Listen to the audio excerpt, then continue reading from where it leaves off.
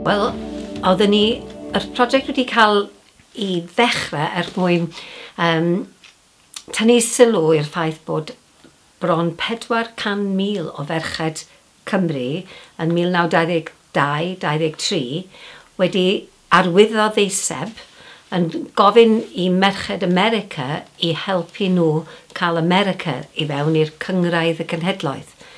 So mae hyn yn gyfnod ar ôl y Rhyfel Byd, gymaint o ferched yng Nghymru di colli, cariadon, meibion, ac oedd y dioddol cymaint ac yr angerdd am Heddwch mor gri yn y cyfnod ar ôl yr Rhyfel Byd cyntaf. Dyna pam oedd angen, oedden nhw'n teimlo bod nhw eisiau gwneud rhywbeth.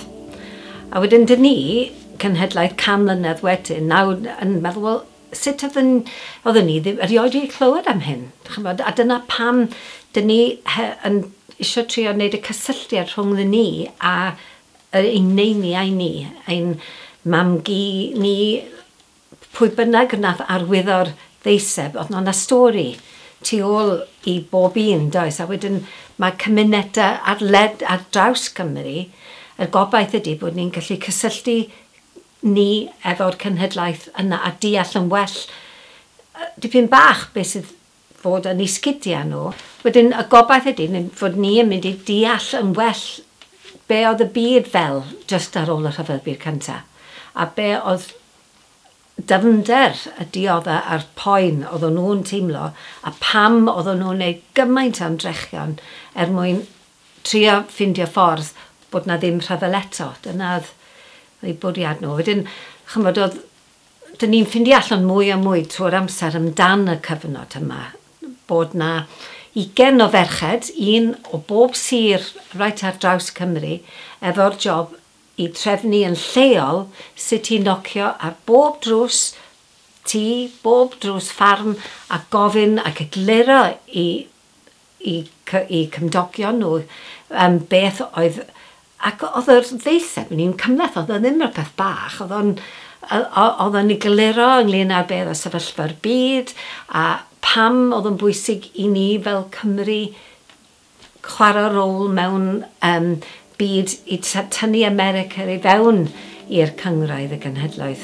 Y newyddion diweddarach ydy bod ni wedi dod ar draws y gist, sydd yn dal y 400,000 o llofnodion. Mae yn perfeddion yr amgueddfa yn Washington, y Smithsonian.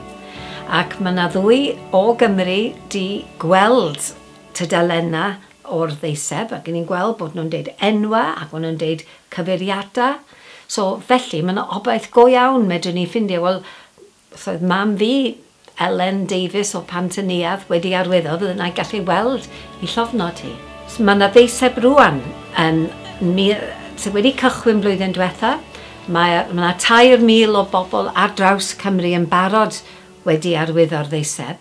A mae'r deiseb sy'n cael ei ysbrydoli gan y ddeiseb gwreiddiol.